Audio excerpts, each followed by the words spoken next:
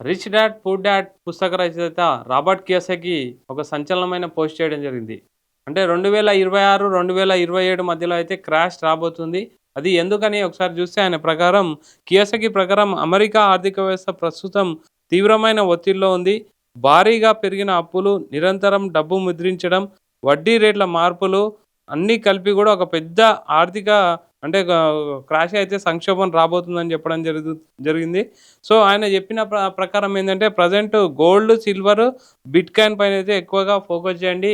ఇవి మాత్రమే మిమ్మల్ని కాపాడుతాయనేసి రాబర్ట్ కియోసాకి ఒక ట్వీట్ అయితే చేయడం జరిగింది. ముఖ్యంగా ఆయన చెప్పిన దాని ప్రకారం అయితే ప్రెజెంట్ మిడిల్ ఈస్ట్‌లో జరుగుతున్న యుద్ధాల వల్ల అయితే ప్రెజెంట్ అయితే ఆర్థిక వ్యవస్థ యూఎస్ సంబంధించిన ఆర్థిక వ్యవస్థ అయితే కంప్లీట్ డ్రాగ్ అయిపోయింది. ముఖ్యంగా మిసైల్స్ గానీ, అంటే యుద్ధానికి సంబంధించిన వాటిని ఎక్కువగా పర్చేజ్ చేయడం వల్ల ప్రెజెంట్ అయితే యూఎస్ చాలా వీక్ ఉందని ఆయన చెప్పడం జరుగుతుంది. అంటే కొనుగోలు అంటే యాస్ పర్ ఆర్టికల్స్ ప్రకారం కూడా చూస్తే కొనుగోలు శక్తి అయితే బాగా తగ్గిపోయింది. లాస్ట్ ఇయర్‌కి ఇప్పుడు చూసుకుంటే. సో, ఖచ్చితంగా మీరు ప్రెజెంట్ అయితే ఒక పెద్ద క్రాష్ రాబోతుంది.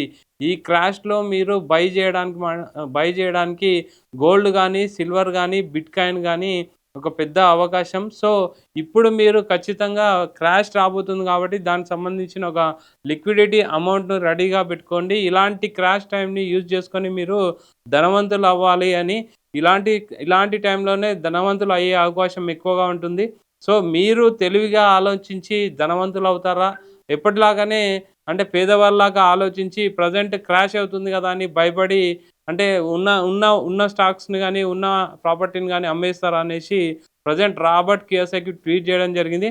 ఆయన చెప్పిన ప్రకారం ఏంటి అంటే 2026, 27 క్రాష్ రాబోతుంది. ఆ క్రాష్‌లో మీరు స్టాక్స్ గాని, అంటే గోల్డ్ గాని, ఇథీరియం గాని అండ్ బిట్‌కాయిన్ గాని కొనడానికి డబ్బులు రెడీగా పెట్టుకోండి. మీరు గూడా ధనవంతులవుతారనేసి రాబర్ట్ కియోసాకి ట్వీట్ చేయడం జరిగింది. ఆ ట్వీట్ అయితే ప్రెజెంట్ వైరల్ అవుతుంది.